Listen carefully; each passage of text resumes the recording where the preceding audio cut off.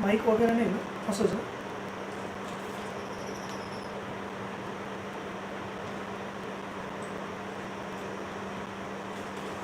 Good morning everyone.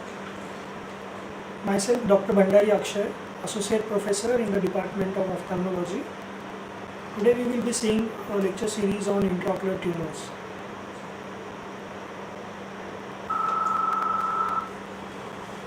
So, intraocular tumors are either benign or malignant. What is benign tumor? It is a mass of cells that lacks the ability to invade neighboring tissue or metastasize. They are usually composed of the cells which bear a strong resemblance to the normal cell type in organ origin. As against what is cancer? Cancer is very malignant tumor cells who have the properties of endless replication, loss of contact inhibitions, invasiveness and ability to metastasize, and whose result generally if left untreated is very fatal. The cancer cells display three phenotypes that are not associated with normal cells. One is immortalization, which is an indefinite proliferative lifespan. Second is transformation, the loss of response to normal regulation of cell growth. And third is metastasis, the ability to leave the tumor and invade the other tissues at another location in the body.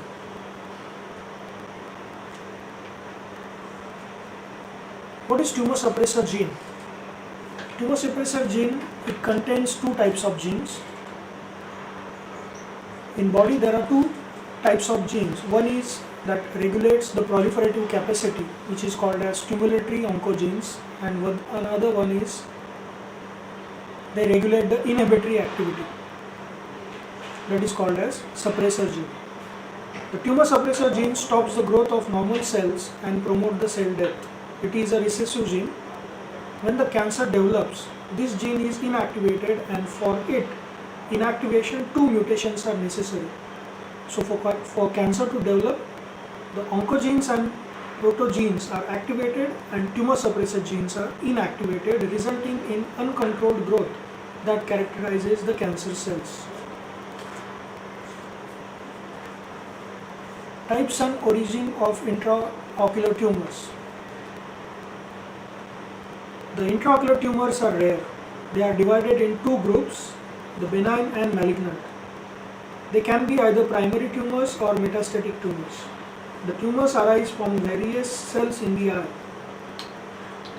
The common are melanocytes of the uveal tract and neural cells of the retina. These are primary tumors. The tumors may develop from other cells that are epithelial cells, muscles, etc. The uveal tract has ectodermal origin. The melanocytes are derived from the neural crest or neuroectodermal structures. The various structures of the uveal tract are, as you know, one is iris, ciliary body and choroid. The benign tumors of the uveal tract are called as uveal nevi. They may arise either in iris, ciliary body, choroid or optic disc. Of these, the choroidal nevus are most common. Malignant tumors of the uveal tract are melanoma, and they arise from various uveal structures. The malignant tumors of the primitive retinal cells is called as retinoblastoma. We will see what are the benign tumors. These are nevus freckles. They are most common primary tumors of the iris, making about almost 50 to 70%. The most uveal nevi are asymptomatic and can be left untreated. In iris nevus appears as a localized melanotic stromal lesion. It can involve any portion of the iris from the pupillary margin to the iris root. The typical iris nevi is about 3 mm or less in diameter and about 0.5 mm or less in thickness. They arise from the posterior surface of the iris. They are usually peripheral and temporal towards the angle, that is anterior chamber angle. The color of the iris is not determined by the number of melanocytes, and the proportion of the melanocytes or the iris stromal cellularity but by melanosomes within the melanocytes located in the iris stroma.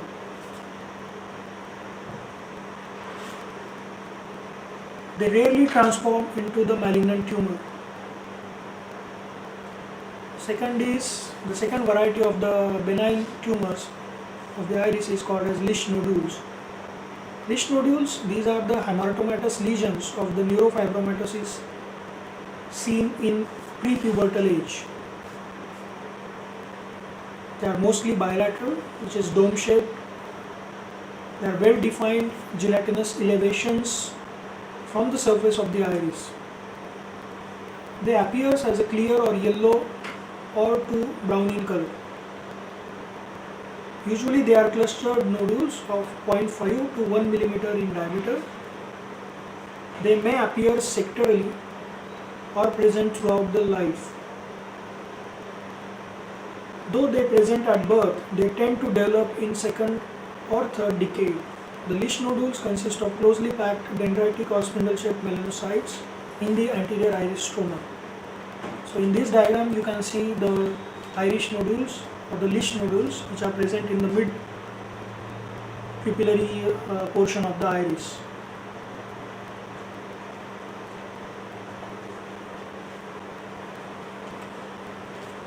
Iris cyst. The typical iris cysts are rare and they arise from the iris epithelium or from the stroma of the iris. The epithelial cyst lies between the two layers of the pigment epithelium. The cysts are usually unilateral or can be bilateral. They can be solitary or multiple globular structures which are translucent or sometimes appears as a brownish in color. They are located either at the pupillary margin, mid-zone or at the root of the iris, near to the angle of the anterior chamber. They are usually asymptomatic, but sometimes they can obstruct the vision if they are enlarged or dislodged. So in this diagram you can see the iris cyst. For the treatment, sometimes you need to rupture the iris cyst with the help of some lasers, and the most commonly used lasers for this treatment are argon laser or excision can be the treatment option. Next one is benign choroidal nevus.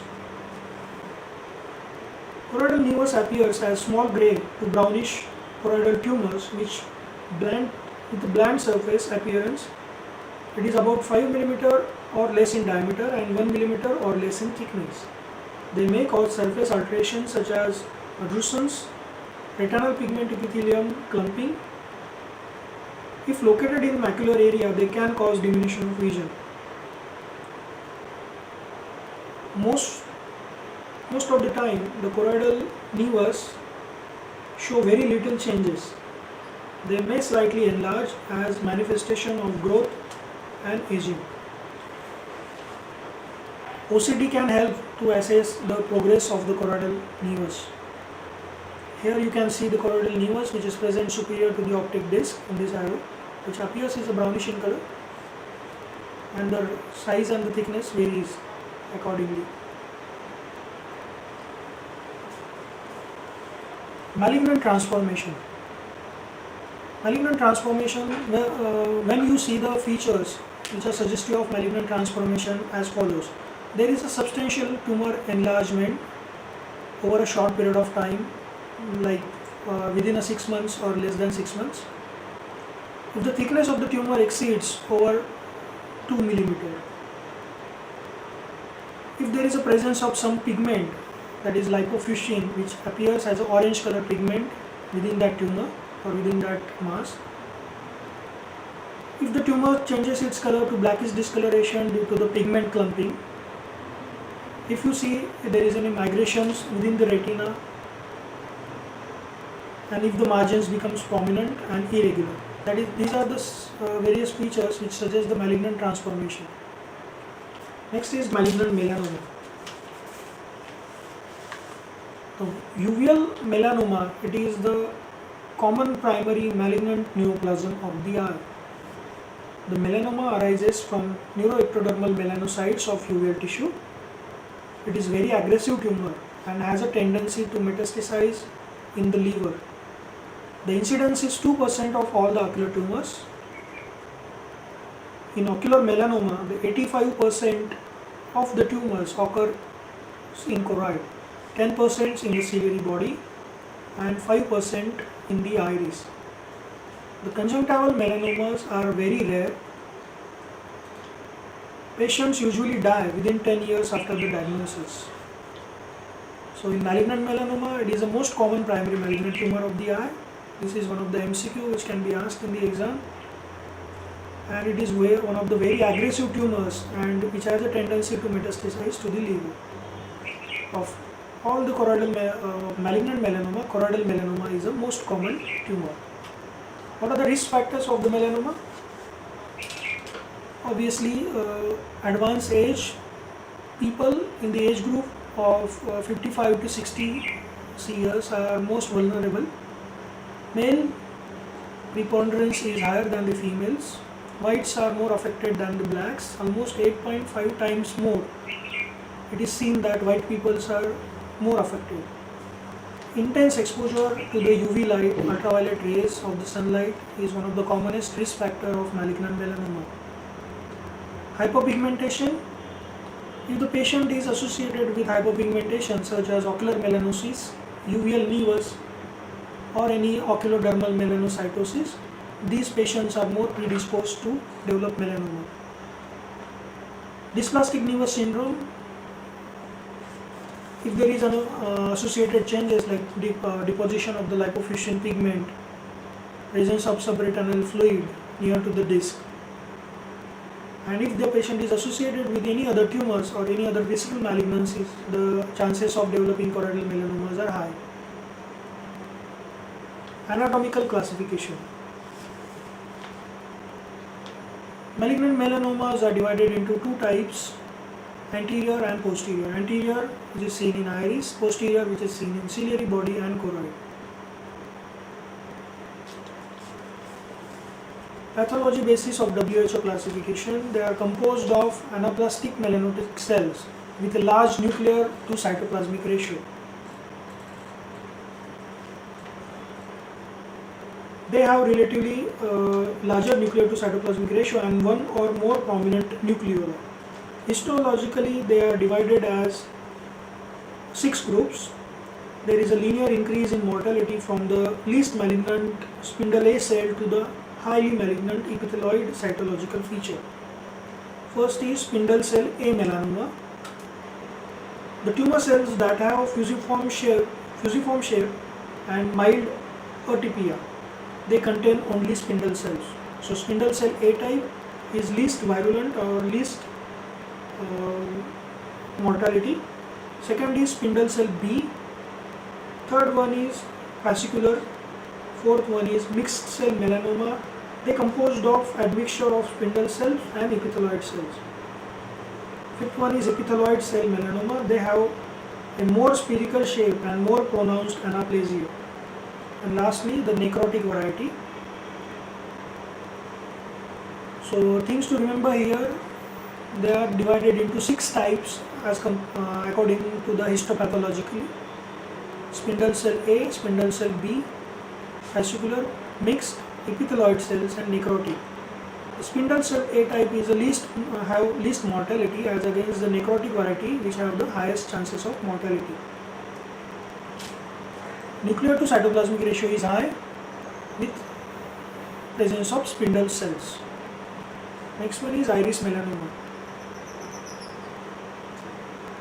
Iris melanoma appears as a visible spot on the iris or a discoloration of the iris in one eye and detected on a routine slit lamp examination. The melanomas arise from the nevi of the iris. They appear at a younger age than the ciliary and choroidal melanomas. They appear as a unilateral brown translucent mass which is usually more than 3 mm in diameter and 1 mm in thickness. They may be either diffuse, ring, which is in the periphery and associated with the secondary glaucoma, or thirdly is the nodules. They present with a loss of iris crypts, prominent feeder vessels. Tumors usually occurs more frequently inferiorly than the superiorly. So you can see here the iris melanoma, which is present in the inferotemporal quadrant of the eye. It's mostly seen in more than 3 mm in diameter and 1 mm in thickness. They are seen as a hyperchromic or heterochromic, and usually they are not very aggressive tumor. The incidence of iris melanoma is less as compared to the posterior, which is choroidal melanoma. So choroidal melanomas are the most common malignant melanomas. The second one is the B-scan image, which is showing the presence of iris melanomas here. The elevation which is seen in the iris, which is called as iris melanoma. What are the symptoms and signs of iris melanoma?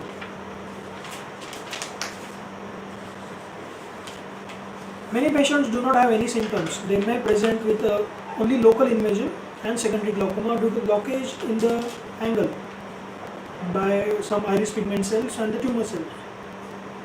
Discoloration of small spot on iris, localized dark brown to tan iris tumor. The blood vessels on the surface are prominent and patient may have spontaneous hyphema, localized lens opacities or secondary cataract.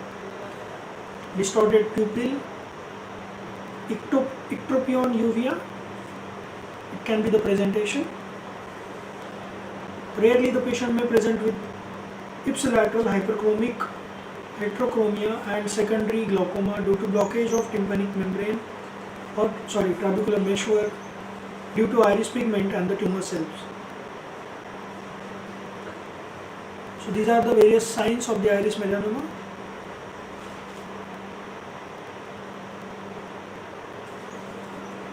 How to assess the malignant potential of the tumor? First is the size of the lesion, its apparent cohesiveness to the surrounding structures, its intrinsic vascularity and its effect on the adjacent tissue.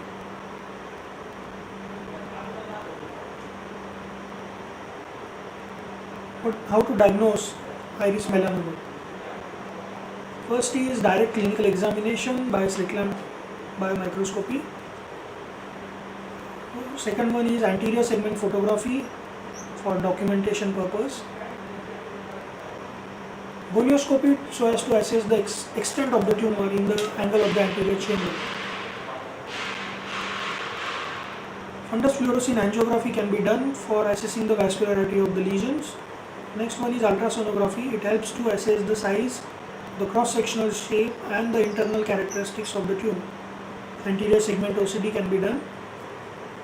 And for taking the sample biopsy, that is incisional or fine needle aspiration biopsy, can be done. Treatment, excision of the lesion, it's done by the technique which is called as sector iridectomy. You have to remove the part of the iris, that part of the iris which is having the tumor. Indication of the surgery, if the growth is more pronounced, the lesion that is covering the pupillary margin and the lesion produces the secondary glaucoma. These are the various indications. Some other modalities of the treatment are plaque radiotherapy and proton beam irradiation. The last surgical option is the enucleation. And what are the indications for enucleation? If there is an extensive spread of the tumor with extensive seedlings in the anterior chamber, if there is a transscleral extension of the tumor, if there is a blind painful eye with the associated complications. So when you feel the eye is non-salvageable, you have to remove the eye by the technique which is called as enucleation. Next one is ciliary body melanoma. It arises on the ciliary body, which is located in the posterior segment. Invasion of local structures, which is a ring melanoma. It appears as a highly elevated nodular dark brown lesion which is seen in the peripheral fundus. It is characterized by the prominent feeder vessel. It's mostly spheroidal in shape because it is not confined by the Bruch's membrane of the choroid. Symptoms and signs. Patient develop these following symptoms and signs with presence of blurring in vision, presence of floaters and flashes of light, visual field defects. Pain is usually rare and may be due to the secondary glaucoma or the tumor necrosis. In this diagram you can see the dilated episcleral vessel, which is also called as a sentinel vessel. Patient can have the picture of anterior uveitis due to erosion through the root of the iris, and patient can be associated with the following complications in the form of secondary glaucoma, which is the most commonest cause of diminution of vision. The prognosis is usually very poor. Clinical features of melanoma. As tumor enlarges, it fills the globe, displacing the intraocular structures. It may invade the angle, leading to narrowing and obliteration of the anterior chamber. It appears as a pigmented oval-shaped mass, which is brownish in color or mottled with a dark brown or black pigment, or virtually amelanotic. It may present as vitreous hemorrhage.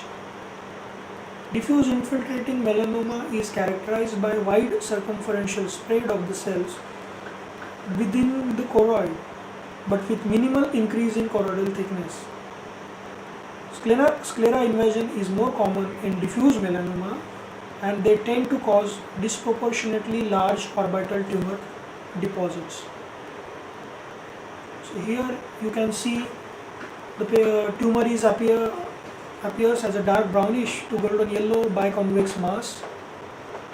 There are the clumps of orange lipofuscin pigment on it, on the surface of the tumor mass. If it breaks through the Bruch's membrane, then it appears as a collar button structure on B-scan ultrasonography. It can cause the exudative retinal detachment due to presence of subretinal fluid.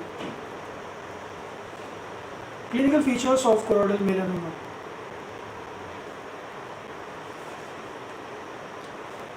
As it enlarges, it fills the globe, it displaces all the intraocular structures and invades the angle. It can present as a vitreous hemorrhage.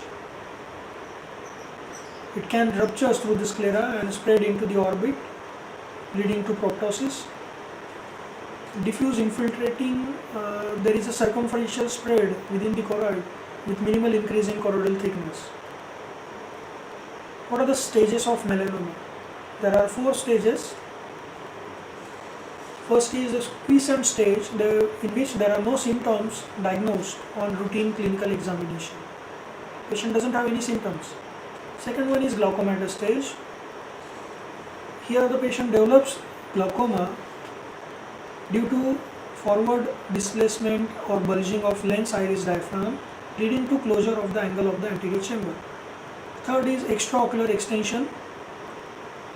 There is an extraocular spread of the tumor along with perivascular into the orbital spaces. And lastly, the stage of metastasis.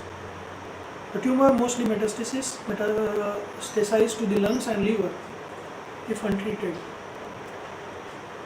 Diagnosis on ophthalmoscopic examination, ultrasonography, CT scan, MRI, and lastly biopsy. Ultrasonography reveals a solid, acoustically dark, relatively sonolucent mass that has a biconvex cross-sectional shape. Those erupted through the Bruch's membrane, they have mushroom-like cross-sectional shape. So here in this diagram, you can see the choroidal melanoma is erupted through the Bruch's membrane and acquires a mushroom-like shape.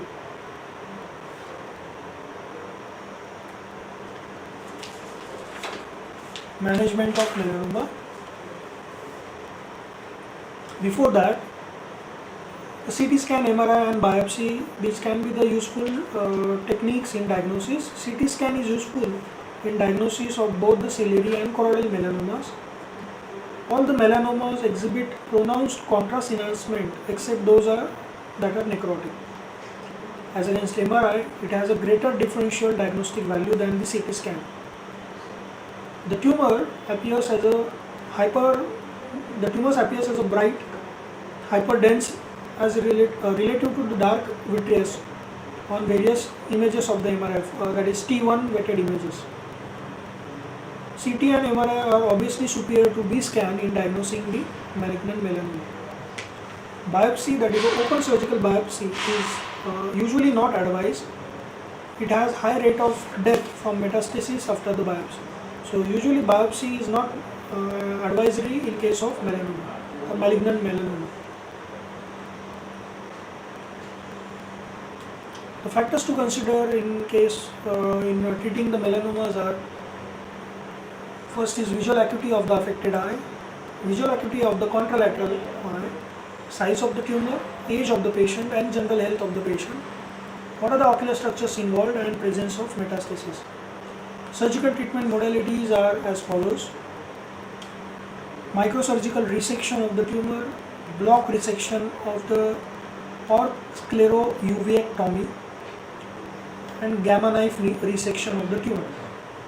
Enucleation, it does not improve the survival, but it reduces the local recurrence of the tumor. Enucleation, it is the aggressive local treatment with aim to rid the body of cancer. It is the simplest mode of treatment. There is no convincing evidence that it improves the survival. The indications of enucleations are blind painful eye, large intraocular tumors, and those who surround or invade the optic nerve. Pre-enucleation radiotherapy is usually useful, and it is given in the dose of 20 rads. 50% of the patients usually die due to the metastasis.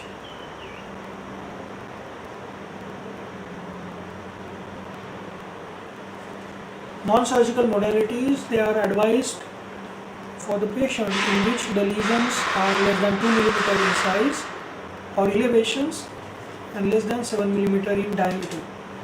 Radiotherapy can be given as a plaque radiotherapy by ruthenium 106 and iodine 125. Proton beam radiation is one of the method in radiotherapy. Photocoagulation can be done in the form of laser therapy, non-coagulative approach, and photodynamic therapy. Prognosis. Pre-enucleation external beam radiation to orbit in large melanomas does not improve the survival as compared with enucleation alone. There is no difference in 5-year survival of patients with medium-sized melanomas treated with iodine 125 or enucleation. 40% of people usually die within 5 years, 30% within 10 to 20 years of diagnosis. If there is a metastasis to the livers and lungs, the patient usually dies within 1 year.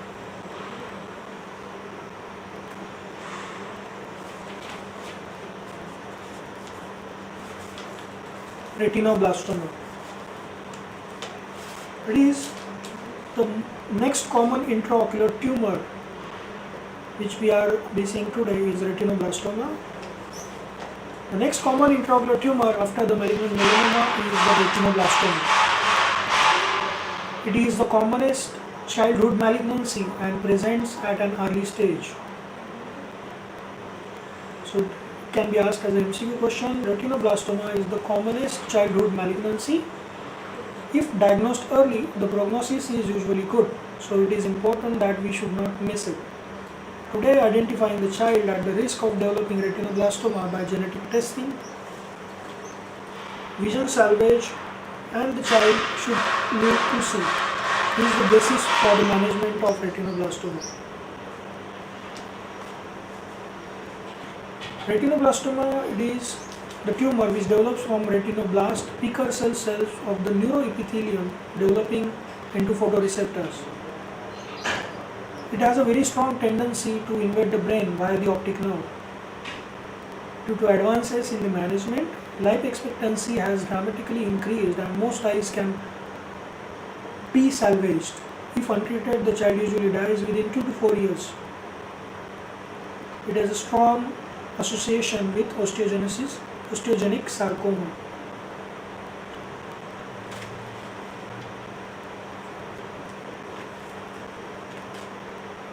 It is the most common primary intraocular malignancy of the childhood, accounts for at almost 3% of all childhood cancer.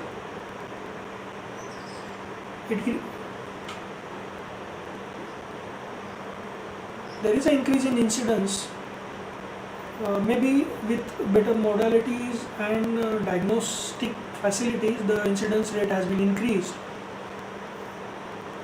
Almost 1 in 15,000 to 1 in 18,000 live births, the tumor can be seen. There is no sex or racial predilection. There is a positive family history, and it is one of the autosomal dominant disorder. The age of presentation is usually at around 18 months. That is 1 to 2 years in between. Bilateral tumors can be seen almost in 30% of the patients, but most of the time the tumor is usually unilateral, which is almost 60%. It has a sporadic incidence in 60% patients and hereditary in 40% of the people. It's a Knudsen two-hit hypothesis which is responsible for the incidence of the retinoblastoma or occurrence of the retinoblastoma. Retinoblastoma results from the malignant transformation of the primitive retinal cells before final differentiation. These primitive cells disappear within first few years of life, and hence tumor is rare after the age of 3 years. Retinoblastoma is the result of loss or inactivation of tumor suppressor gene. The timing of loss determines whether the disease is germinal or somatic. In germinal, the suppressor gene is inactivated prior to the first mitotic division or embryogenesis, that is called as first hit.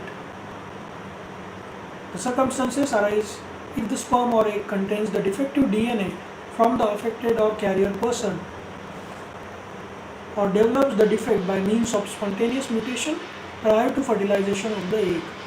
In heritable retinoblastoma, this allele is mutated in all body cells.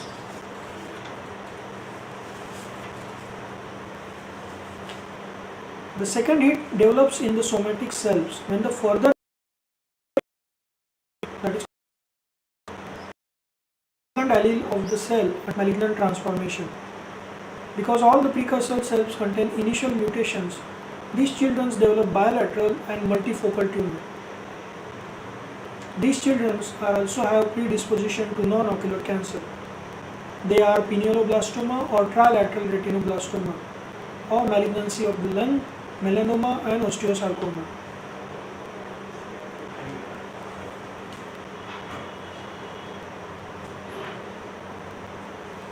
Presenting features.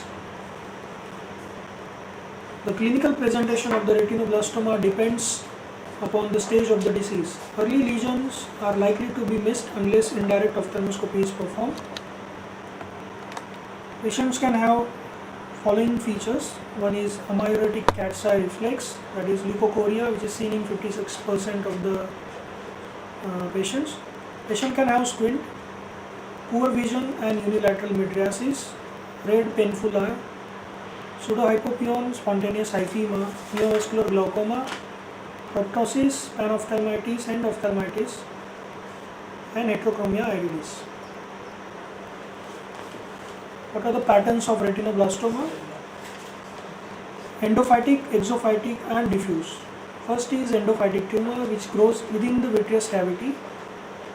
It appears as a whitish, round to oval, dome-shaped retinal mass.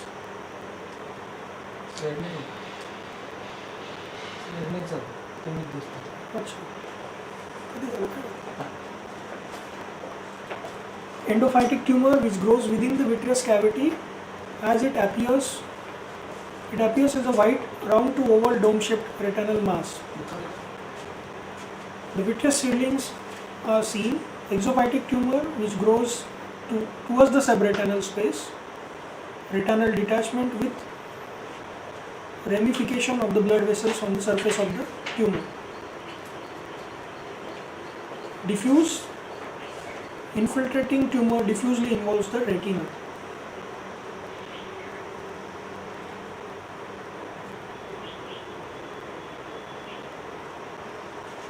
So So these are the various clinical features, that is unilateral leukocoria, bilateral leukocoria, patients with secondary glaucoma and ophthalmos, presence of iris nodules and pseudohypopion.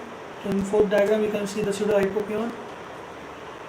Patient can present with the orbital inflammatory features, painful red eye, and there is a spread to the orbit in the exophytic stage, which is called as orbital or exophytic stage of the retinoblastoma.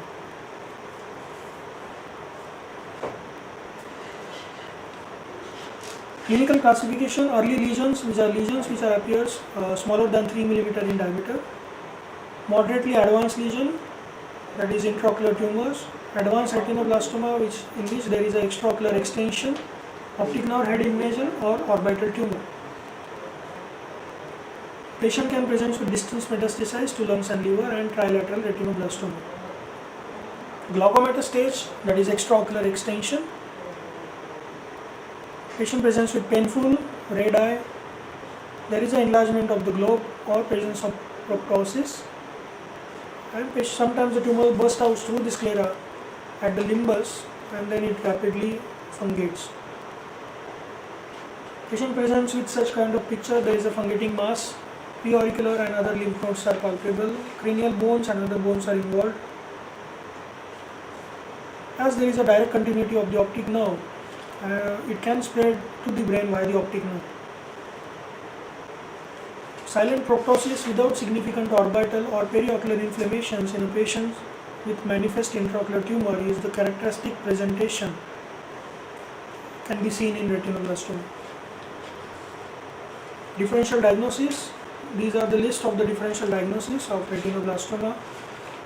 As we see, the retinoblastoma presents with leukocoria. So these all are the various causes of leukocoria, which is called as white pupillary reflex. Persistent hyperplastic primary vitreous, cataract, congenital cataract, advanced stage of retinopathy of prematurity, toxoperiasis, coloboma of the choroid and disc, retrolental fibroplasia, Coats disease, vitreous hemorrhage, retinal dysplasia. These are all the differential diagnoses of retinoblastoma. Special test investigation to be performed in this child. You have to always check for the red reflex. Examine the child under general anesthesia or sedation. Ultrasonography, CT scan, MRI, these can be helpful in diagnosing retinoblastoma. For detailed examination of the child has to be taken for examination under general anesthesia. Any other congenital abnormalities can be checked. Tonometry can be performed. Detailed examination of anterior segment and various photographs for documentation can be performed. So it is always necessary to take the child under general anesthesia. Ultrasonography helps to assess the size of the tumor, also to check for the calcification of the tumor within the tumor. CT scan also detects calcification, but due to high dose of radiation, it is performed rarely. MRI cannot detect any calcification, but superior to CT scan when they use suspect there is optic nerve spread. So for assessing the optic nerve evaluation, MRI is best over CT scan.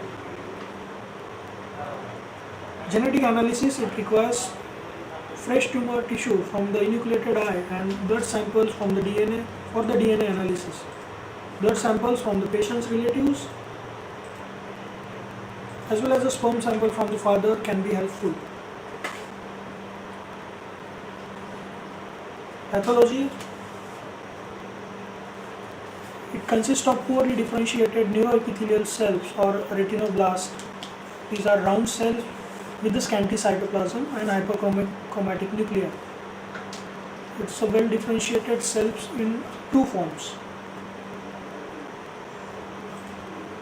Histopathology, on low magnification, basophilic areas of the tumors are seen along with the eosinophilic areas of necrosis and more basophilic areas of calcification within the tumor. The tumor consists of small to medium sized round cell with large hyperchromatic rosettes and florets. These can be of various types. First is flexner intestinal rosette. It consists of central lumen surrounded by tall columnar cells. The nuclei of these cells lie away from the lumen. So in the first diagram you can see the flexner intestinal rosette. In the second one is Homer-Wright rosettes. These are also called as pseudo-rosettes. Second is florets. These are foci of tumor cells which exhibit photoreceptor differentiation. They are the cluster of cells with long cytoplasmic processes which projects through a fenestrated membrane and the appearance resembles a bouquet of flowers. Rosette and florets indicate that the tumor cells show photoreceptor differentiation. It's always a sad thing in the family to accept the reality of the diagnosis of a retinoblastoma. It's empathy and support the family, offer to arrange second opinion before the enucleation. It is always important before you can proceed for the enucleation. You have to assure to the family that retinoblastoma is curable disease and treatable in most of the cases. Need for genetic workup and counseling is also important. Management of retinoblastoma. The goal of the treatment is complete and when possible preservation of useful vision. Chemotherapy with local treatment such as laser photocoagulation or plaque treatment is becoming a more frequent primary management option nowadays. Always remember, primary goal is to save the life. Secondary goal is to save the eye, that is salvage the organ. And the tertiary goal is to retain the useful vision. So these are the three goals in the treatment of retinoblastoma. In developed countries, 90% to 95% cases present when the tumor is confined to eye, while 50% in developing countries. The management depends upon age of presentation of a child, tumor location, tumor stage, visual prognosis. So these are the various factors on which that management depends.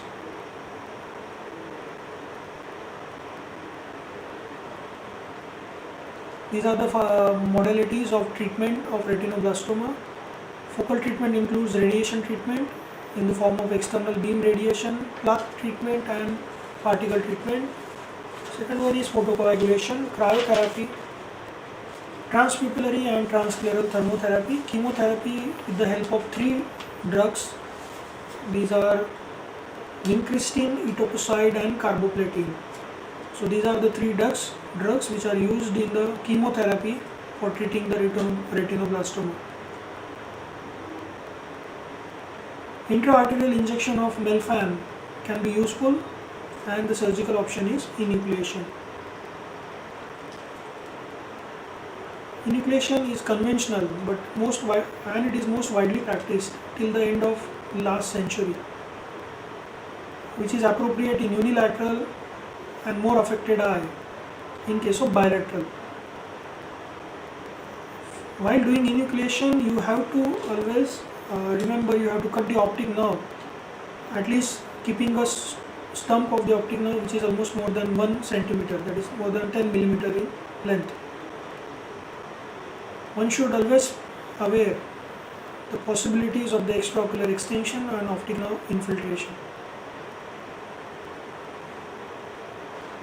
This is the picture of a 4-year-old girl who came with the complaints of squinting and pain, redness and watering through the eye. She is diagnosed as a glaucomatous stage of the retinoblastoma, who underwent enucleation with the help of myoconjunctival technique with implant, that is a non-impregnated implant, and later the prosthesis was fitted. So in this diagram you can see the first photograph, the patient presents with glaucomatous stage of the retinoblastoma, pain in the eye, strabismus and watering. She underwent enucleation technique. In the second diagram you can see the eyeball was removed, and in third diagram patient was given a prosthesis. So only faith has the real healing power. We only treat the patient, God's wills there. Thank you.